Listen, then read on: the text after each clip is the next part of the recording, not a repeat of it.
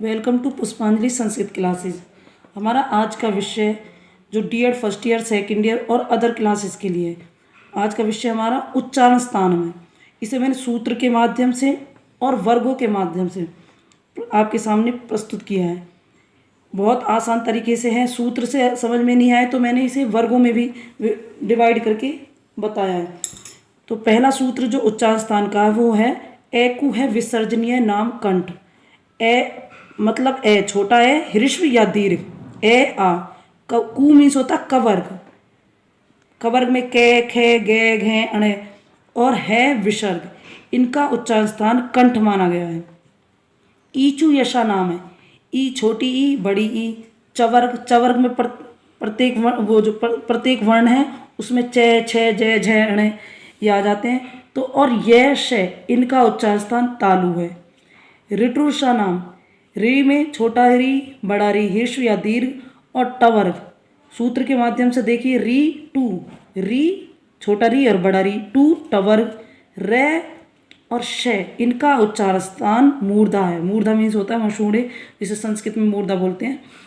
लिरी तुलसा नाम है। लिरी सिर्फ अकेला ही वर्ण ऐसा है जो ह्रस्व है, तो ना ये दीर्घ नहीं माना जाता, इसे ह्रस्व माना जाता है। तो लिरी तू मीन्स होता है तवर्ग। ले और शय इनका उच्चारण स्थान दंत माना जाता है। दंत मीन्स होता है दांत। उपपद्य मानिए। छोटा ऊ, बड़ा ऊ और पू मीन्स होता है पवर्ग का उच्चारण स्थान ओष्ठ। ओष्ठ मतलब होठ, होठ माना जाता है। ए आई का उच्चारण स्थान कंठ तालु माना जाता है। जो ए और आई है संयुक्त स्वर, इन्हें दो अवयवों का प्रयोग किया जाता है इनके उच्चारण में, कंठ और तालु से। ओ औ इनका उच्चारण स्थान कंठ और ओष्ठ अर्थात कंठ और होठ इनका उच्चारण स्थान माना जाता है। वकारस्य, वकारस्य मतलब वह का उच्चारण स्थान दंत और ओष्ठ। अकेला वह ही है जिनका उच्चारण करने के लिए दांत और होठ का सहारा लेना पड़ता है। यम गण नम प्रत्येक वर्ण के पांचवें वर्ण, जो प्रत्येक वर्ग है उसके पांचवें वर्ण उनका उच्चारण स्थान नासिका माना जाता है, अर्थात नाक से इनका उच्चारण स्थान किया जाता है।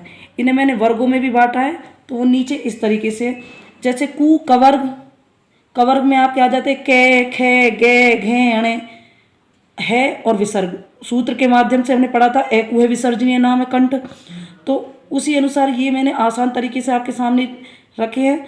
तो कवर्ग में एकु है विसर्जनीय नाम कंठ पहला सूत्र था, तो उसमें ए आ और कवर्ग का के, खे, गे, घे, अणे, है और विसर्ग इनका उच्चारण स्थान कंठ। तो आप सूत्र के माध्यम से भी इसे याद रख सकते हो और इस तरीके से भी। चवर्ग, चवर्ग मतलब चू में आ जाता है आपका चे, छे, जे, झे, अणे और ये शय। तो आपका सूत्र था ईचु यशा नाम है तालु। तो ईचु यशा नाम में छोटा ई आ गया, बड़ा ई आ गया। चवर्ग में चे, छे, जे, झे, अणे और ये शय, तो इनका उच्चारण स्थान तालु है। बस आपको अंतस्थ और जो ऊष्म व्यंजन है इसी में आए हुए हैं, उनको अलग से याद करना है। तो ये है जो था वो किस में था, ऊष्म व्यंजन का माना गया और ये अंतस्थ व्यंजन का माना गया। तो इनमें से आपको बस ये याद रखना कि अंतस्थ व्यंजन का उच्चारण स्थान क्या है, ऊष्म व्यंजन का क्या है। फिर है आपका टवर्ग। टवर्ग में आपका टे, ठे, डे, ढे, अणे, रे अलग है, ये अंतस्थ व्यंजन का। तो 5 वर्ण है, प्रत्येक वर्ग के 5 वर्ण हैं, तो इसमें री और टवर्ग और अलग से जो लिखा हुआ रे और शय।